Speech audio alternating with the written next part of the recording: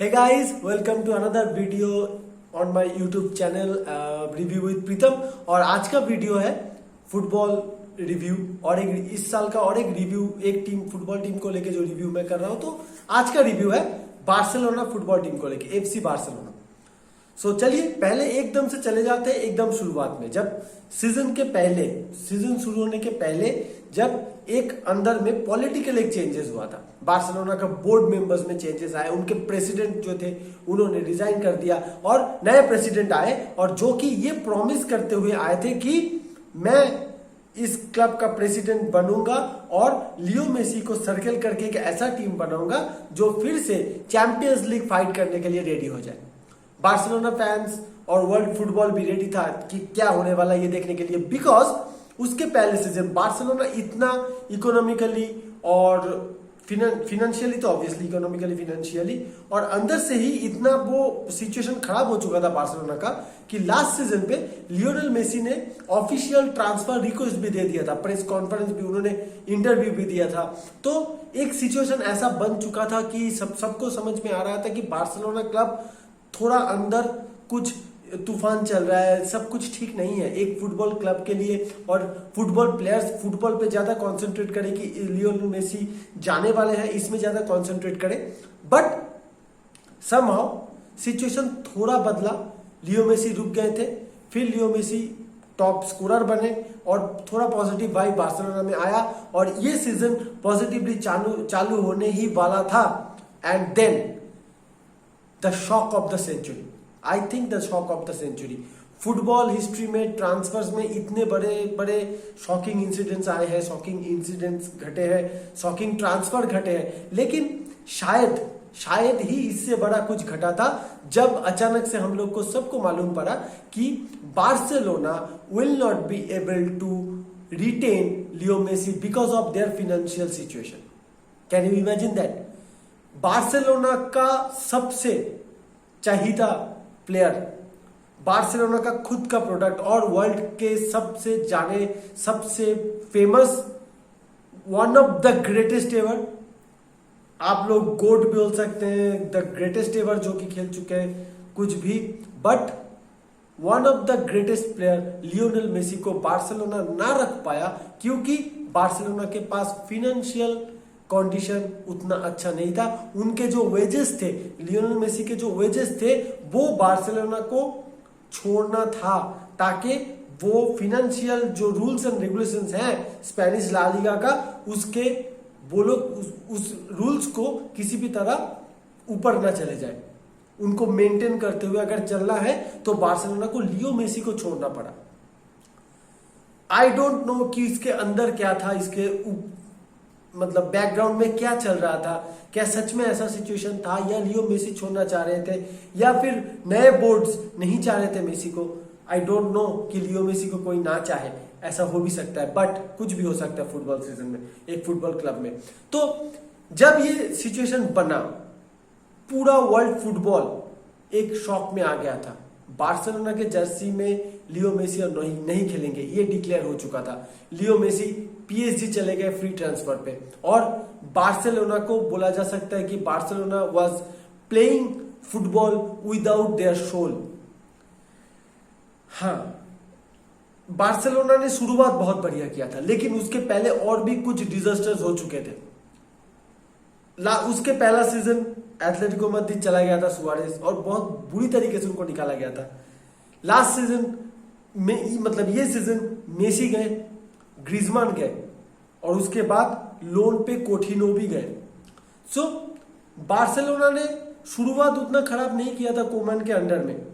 शुरुआत में 4-2 से रियल सोसिएदाद को वो लोग हराए, उसके बाद गेटाफे को उन्होंने हराए, लेकिन एक्चुअल प्रॉब्लम स्टार्ट हुआ जो कि अगेंस्ट बायर्न म्यूनिक, जब वो अपने ही घर में 3-0 से हार गए। आई थिंक वो पहला मैच बायर्न का घर में ही था, नहीं बार्सिलोना कैंप न्यू में खेल रहा था शायद, हाँ कैंप न्यू में खेल रहा था। तो बार्सिलोना का मेन सीजन का प्रॉब्लम चालू हुआ इधर से। उसके ये हारने के बाद फिर लीग में कंसिस्टेंट परफॉर्मेंस आना बंद हो गए, अगेंस्ट रियल मैड्रिड वो लोग हार गए। और उस मैच में मैं स्पेशली बोलना चाहूंगा कि जो 2-1 रिजल्ट हुआ था, एक गोल किया था कून एग्यूरो ने, और जो उनका लास्ट गोल है tribute to Kun Aguero. But next topic में आ जाए फिर। सो बार्सिलोना का जो कॉन्फिडेंस था, जो प्लेयर्स के कॉन्फिडेंस थे, वो एकदम से नीचे आ चुके थे। फिर बेनफिका से 3-0 हार बैठे वो लोग, और चैंपियंस लीग में बाहर हो जाएंगे, इस तरीके की सिचुएशन बन गए। फिनेंशियल कंडीशन अच्छा नहीं है, क्लब में अंदर बहुत कुछ चल रहा था, प्लेयर्स के कॉन्फिडेंस बहुत नीचे हो चुके थे। कोमैन ड्रेसिंग रूम खो चुका था, ड्रेसिंग रूम में प्लेयर्स के सपोर्ट उनको नहीं थे, और बिकॉज कोमैन बार्सिलोना लेजेंड था, फिर भी एक चांस, थोड़ा चांस उनको मिल रहा था, बट एक के बाद एक डिसअपॉइंटिंग रिजल्ट्स उनको आने लगे। और जितने डिसअपॉइंटिंग रिजल्ट्स आने लगे उतना ये क्लियर होता रहा कि कोमैन शायद ज्यादा दिन तक अपना मैनेजरियल पोस्ट जो है वो पकड़ के ना रख सके। उसके बाद, और ये होना था, आखिर में ये हुआ भी। एंड देन हम लोगों ने देखा और एक बड़ा ट्रांसफर, अब मैनेजरियल ट्रांसफर था बार्सिलोना का, और एक घर का लड़का, उनका legend, obviously one of the greatest midfielder ever, और वो वापस आए ज़ावी, और वो आके मैनेजरियल पोस्ट संभाले बार्सिलोना का, और हल्का सा सीजन घूमना चालू हुआ। हाँ, शुरुआत में उतने अच्छे रिजल्ट नहीं आ रहे थे, शुरुआत में मैड्रिड से भी हारे, शुरुआत में कोपा देल रे से निकल गए वो लोग, उतने अच्छे रिजल्ट आना नहीं चालू है, नहीं वो बेनफिका से ड्रॉ करके चैंपियंस लीग के बाहर हो गए और यूरोपा लीग खेलने चले गए, बट स्टिल कुछ पॉजिटिविटी बन रहे थे। जनवरी ट्रांसफर विंडो में अच्छा ट्रांसफर स्ट्रैटेजी लेके बार्सिलोना मैदान पे आई, कुछ फ्री ट्रांसफर्स लिए, कुछ पैसे देके फेरन टोरेस को उन्होंने खरीदा, जो कि उनके फ्यूचर के लिए एक अच्छा ट्रांसफर था।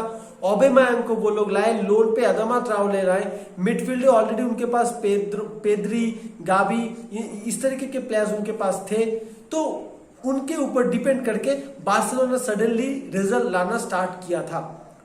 हाँ, बैक टू बैक बार बार वो लोग जीतते रहे और कॉन्सिस्टेंटली रिजल्ट उनके पास आने लगे।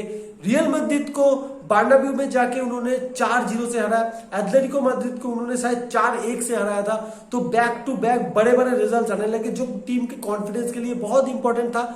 और ये कॉन्फिडेंस जैसे ही उनके पास वापस आया, समहाउ ये देखने लगा था कि this Barcelona is back, but शायद टीम का इनएक्सपीरियंस, शायद वो अंदर चलने वाला प्रॉब्लम, फाइनेंशियल प्रॉब्लम, वो फिर से टीम पे हावी होने लगा और बार्सिलोना फिर से मैचेस हारने लगी। आखिर में शॉक एग्जिट हुआ उनका यूरोपा लीग से, क्योंकि जब यूरोपा लीग में वो लोग एंट्री लिए, बोर्सिया डॉर्टमुंड फर्स्ट राउंड से बाहर हो गया यूरोपा लीग में आने के बाद।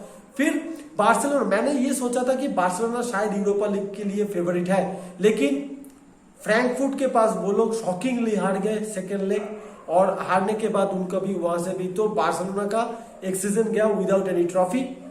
लेकिन जो चीज उनके साथ इस सीजन हो गया, आई थिंक वो उनको पीछे रख के अभी वो लोग आगे बढ़ चुके हैं। Xavi is a good manager, वहां उनके पास सेकंड ऑप्शन या फिर एक सेकेंड गेम प्लान, मतलब गेम प्लान बी, ऐसा सी ऐसा नहीं है। इसी कारण बार्सिलोना बार सफर कर रही थी आखिर के स्टेज में, जो कि लास्ट मैच में वियारियल से हार के उन्होंने सीजन खत्म किया। बट आई थिंक नाउ उसके बाद भी बार्सिलोना ने 73 पॉइंट्स लेके सेकेंड पोजीशन पे खत्म किया, जो कि उतना खराब नहीं है। जिस तरीके के डिजास्टर सीजन चालू हुए थे, उतना खराब ये सीजन उसके बाद नहीं गया। ऑब्वियसली ट्रॉफी नहीं रहे, लेकिन उन्होंने लीग में 21 मैच जीते, 7 मैचेस हार गए थे और गोल डिफरेंस में +30 का जीडी था। ला लीगा में, लेकिन चैंपियंस लीग और यूरोपा लीग में उनका जो एग्जिट था वो उनके लिए अच्छा नहीं था। बट कुछ ट्रांसफर अच्छे हुए, लेकिन कुछ डिसीजंस ऐसे हैं जो कि फैंस के दिमाग में एक क्वेश्चन ऑब्वियसली लाएगा कि आप ग्रिजमैन को लोन पे दे चुके हो, उनको 120 समथिंग मिलियन पे आपने खरीदा था, आपने कोटिनो को खरीदा था 150 मिलियन पे, और उनको आपने एस्टन विला को छोड़ दिया सिर्फ 20 मिलियन पे, तो 130 मिलियन का लॉस आपको हुआ। लियोनेल मेसी को आप रख नहीं पाए, बट आप फेरन टोरेस को खरीद लिए। आई डोंट थिंक कि ये किस तरीके का ट्रांसफर स्ट्रेटेजी था। हाँ, एमरसन रॉयल को उन्होंने खरीदा, फिर उसी सीजन उन्होंने बेच दिया, मतलब प्री सीजन खरीदा, प्री सीजन बेच दिया। अभी बात चल रहा है कि लेवेंडोस्की को वो लोग खरीदेंगे, बट अगर लेवेंडोस्की को बार्सिलोना खरीदना चाहता है, उनका जो अभी फाइनेंशियल स्ट्रक्चर है, उनको 2 या 3 प्लेयर्स छोड़ने पड़ेंगे और उनके पास अच्छा अमाउंट आना पड़ेगा ट्रांसफर विंडो से। जैसे फिर आपका फ्रैंकी डिजोंग, बात चल रहा है मैनचेस्टर यूनाइटेड में जाने का या मैनचेस्टर सिटी, आपको मेम्फिस डिपाई, इस तरीके के प्लेयर्स छोड़ने पड़ेंगे ताकि उनका ट्रांसफर जो अमाउंट है वो भी आपके क्लब में आए, वो रेवेन्यू बने और उसका जो उनका जो वेजेस है वो भी कट हो, ताकि आप लेवेंडोस्की को दे पाए। और बार्सिलोना आई थिंक बहुत ज्यादा फ्री जो एजेंट्स हैं उनके तरफ जाएंगे ताकि उनको वो ट्रांसफर अमाउंट ना देना पड़े। जैसे एस्पिलिक्वेटा के साथ बात चल रहा है, आपका मार्कोस एलोंसो के साथ बात चल रहा है, तो ऐसे, और चेल्सी के क्रिश्चियनसन शायद साइन हो चुके हैं, तो इस तरीके के प्लेयर्स वो लोग खरीदेंगे। मिडफील्ड उनका अच्छा है, ओबेमयांग वहां पे जाके उनको सर्विस मिल रहा है, is a good goal scorer, proven goal scorer, और वो गोल कर भी रहे हैं। एडामा ट्राओरे वापस आ जाएगा लोन पे, आई डोंट नो उनको वो रिटेन करेंगे या नहीं, but next season it will be a big thing कि लेवेंडोस्की आए या ना आए, क्योंकि लेवेंडोस्की एक obviously one of the greatest modern time striker, जो प्रूवन स्ट्राइकर है। अगर वो आए, बार्सिलोना का अटैकिंग थ्रेट बढ़ेगा और शायद वो चैंपियंस लीग में फिर से डोमिनेंट पोजीशन होल्ड कर सके, but it will be a crazy transfer window for them also, क्योंकि वो फाइनेंशियल कंडीशन उनको रोक के रखेगा। बट स्टिल बार्सिलोना ने जितना खराब सीजन चालू किया था, बीच में थोड़ा सुधर गया, फिर आखिर में खराब हुआ। आई होप कि बार्सिलोना अच्छा सा पोजीशन फिर से शुरू करना चालू करे, डोमिनेंस वो रियल मैड्रिड के साथ। रियल मैड्रिड ने लीग जीत लिया, देखा जाए क्या हो सकता है, लेवेंडोस्की आता है नहीं, अभी ये बहुत बड़ा ट्रांसफर सागा चलेगा। But Barcelona, I think and I hope कि ज़ाबी बार्सिलोना को पुराना बार्सिलोना ना कर पाए, फिर भी थोड़ा सस्टेनेबिलिटी शायद वो दे पाए। I hope so. Thank you.